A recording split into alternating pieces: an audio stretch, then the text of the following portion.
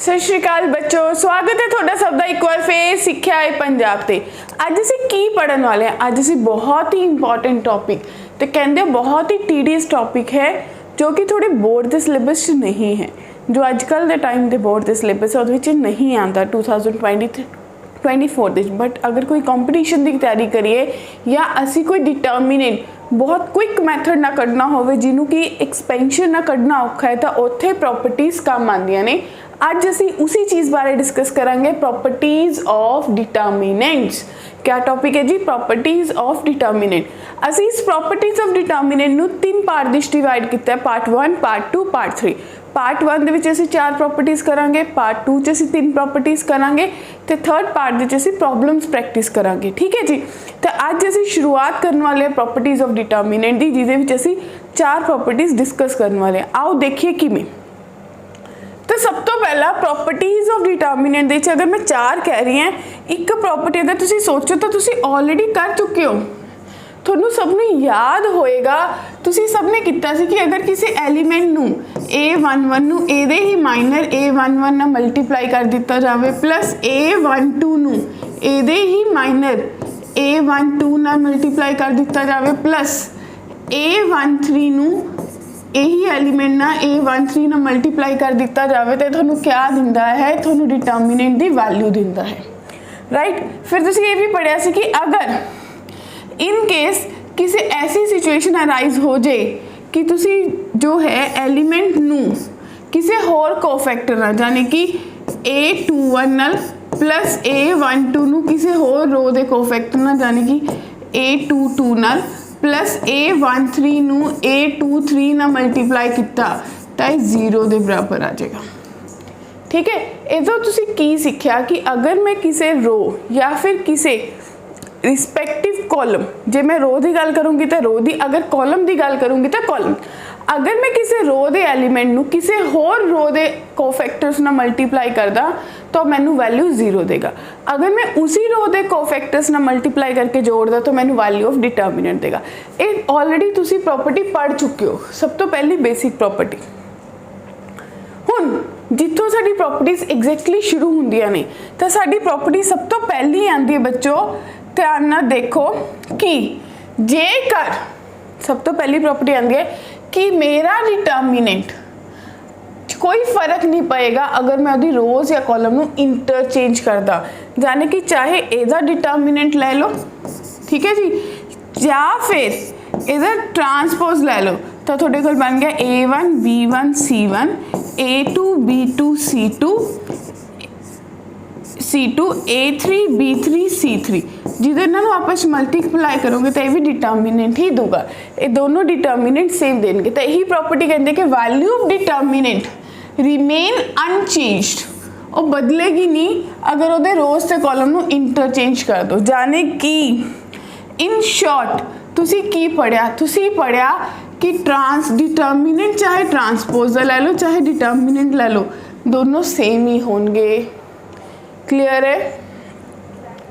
ठीक है, तो यही चीज़ तुसी पढ़ी कि चाहे तो मैं डिटर्मिनेंट द ट्रांसपोज ले ला चाहे ओदा सिंपल डिटर्मिनेंट ले ला, दोनों ही बराबर होंगे। This is called transposing.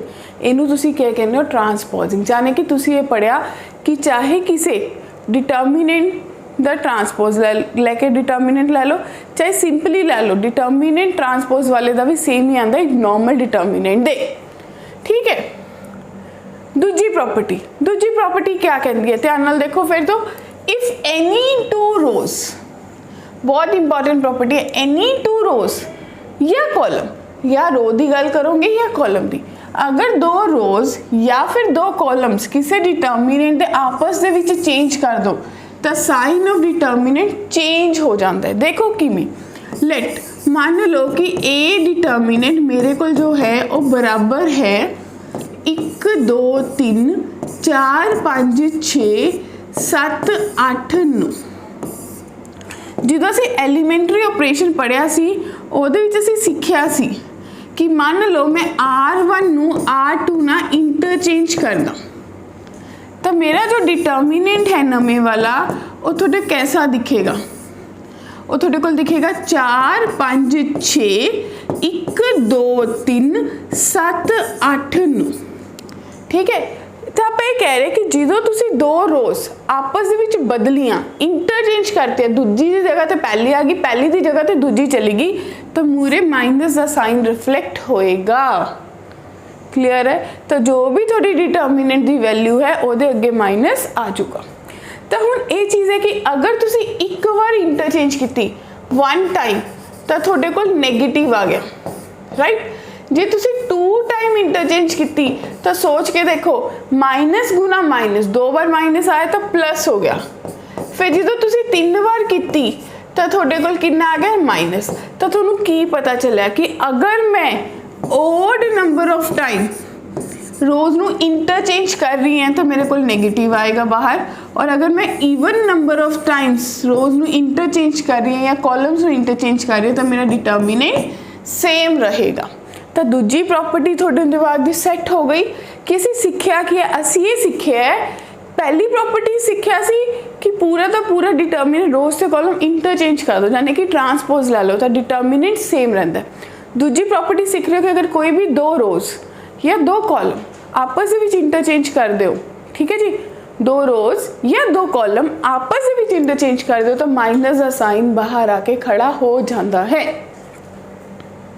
और देखते हैं प्रॉपर्टी 2 से सीख लिया, क्योंकि थोड़ा ऑपरेशन पता है कि R1 नू R2 ना इंटरचेंज करने का ऑपरेशन दोनों पासे एरो लाना, C1 नू C2 ना चेंज करने का ऑपरेशन भी सानू पता है। हुण असीं सीख रहे हैं कि असी ये वाली चीज़ भी डिस्कस की थी कि अगर odd number of time interchange होंदा है तो माइनस साइन आएगा, और अगर even number of time interchange होंदा है तो प्लस साइन आएगा। एक किमें आएगा, दोबारा देखो, एक बार रो चेंज की सी, एक बार की माइनस आ गया, 2 बार की 2 माइनस आई जाने की प्लस हो गया, 3 बार की 3 माइनस आ गए तो माइनस आ गया। तो इन द सेम वे जो 4 बार करांगे फिर प्लस आ जाऊगा। तो सानू की सीखण नू मिलिया, सानू सीखण नू मिलिया कि जेकर असी ऑड नंबर ऑफ टाइम्स रोज नू इंटरचेंज करते हैं या कॉलम्स नू इंटरचेंज करते तो माइनस का साइन आता है, और अगर ईवन नंबर ऑफ टाइम्स करते तो प्लस का साइन आता है। हाँ जी, तो थोड़ा ये पता चलिया कि अगर मेरी रोज या कॉलम नू मैं इंटरचेंज कर दी है तो एक चीज़ जंप होंगी, जो मैं क्या ना बाहर आके सिक्योरिटी ते तो जंप होंगी है, जंप्ड ओवर एन रोज। तो -1 जो है वो बाहर जंप करके निकल आता और -1 की पावर n हो जाता है। n का मतलब अगर ऑड है तो -1 आ जाएगा, और अगर n का मतलब इवन है तो +1 आ जाएगा। ठीक है जी। तो माय डियर बच्चों, 2 प्रॉपर्टीज तुसी सीख लिया, हुण तीसरी सीखो कि इफ एनी 2 रोज, अगर कोई भी 2 रोज किसी डिटर्मिनेंट के आइडेंटिकल है, आइडेंटिकल का मतलब समझ लो एग्जैक्टली सेम है, डिटो सेम है। अगर कोई भी 2 रोज किसी डिटर्मिनेंट के बिल्कुल एग्जैक्टली सेम हो जांदियां ने तो तुसी कहोगे मेरा डिटर्मिनेंट की वैल्यू क्या होएगी, 0। देखो थोनू एग्जाम्पल के तौर पर हुण ध्यान नाल देखो, PXX QYY RZZ, तो मैनू ये दिखा कि इस दे विच R2 जो है वो आइडेंटिकल है R3 दे, बिल्कुल सेम है R2 ते R3, तो मेरे डिटर्मिनेंट की वैल्यू कितनी हो जाएगी, 0। Quite simple. इस तो पहला जिन तक मैनू ये प्रॉपर्टी नहीं पता सी, मैनू पूरा डिटर्मिनेंट हल करने की लौड़ पैंदी सी, और मेरे MCQs दे विच मैं हल करके टाइम वेस्ट नहीं कर सकती। इनफैक्ट मैं बहुत जगह ते ऑपरेशन लगा के अपने डिटर्मिनेंट सॉर्ट कर सकती, जल्दी सॉल्व कर सकती। अगली बार देखो, तुसी कह रहे हो 1 2 7 2 4 8 3 6 9, हुण तुसी कह रहे हो कि ਇਹਦਾ ਵਿੱਚ कोई सेम नहीं है, बट बच्चों अगर तुसी ਇਹ डिटर्मिनेंट चो 2 ते 3 बाहर कढ़ लो तो तुहाडे कोल 1 2 7 बनया, दूजी रो च 2 कढ़िया सी तो 1 2 4 बनया, और तीसरी रो दे विचों क्या कढ़िया तुसी कढ़िया 3, तो तुहाडे कोल 1 2 3 बनया। हुण तुसी देखो ये भी तुहानूं दिख रहा है कि कॉलम 1 ते कॉलम 2, अगर ये 1 2 होर कॉमन कढ़ लो, यानी कि 4 गुना 3 बाहर आ गया, तो तुहाडे कोल कितना बचा, 1 1 1 1 1 1 7 4 3। तो तुहानूं पता चलिया कि ये दोनों आइडेंटिकल है, कॉलम 1 ते कॉलम 2 आइडेंटिकल है, तो मेरे इस डिटर्मिनेंट की वैल्यू कितनी हो जाएगी, 0। क्लियर।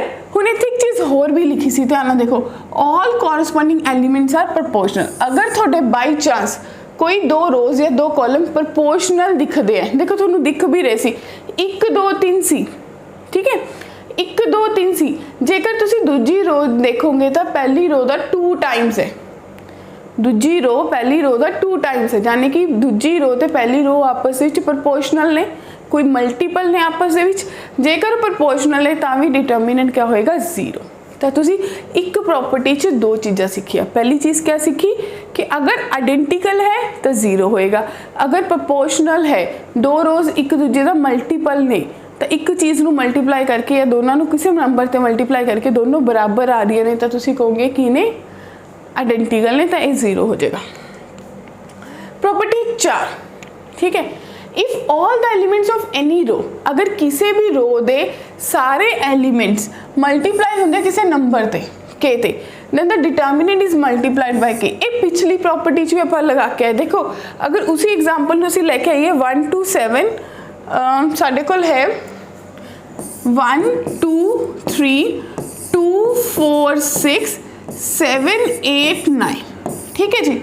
अगर ये डिटर्मिनेंट है, ये पिछले एग्जाम्पल किया और आप यूज भी किया किमें, तुसी देखो जेकर तुसी कह रहे हो कि तुसी कॉलम 2 च 2 बाहर कढ़िया, राइट, क्योंकि कॉलम 2 जो है वो किसी रो का कॉन्स्टेंट मल्टीप्लाई है अपना ही किदा किसी 2 का, तो 2 बाहर कढ़िया, यानी कि तुसी लिख सकते हो कि दिख रहे 1 2 3 2 गुना 1 2 गुना 2 2 गुना 3, ठीक है 7 8 9।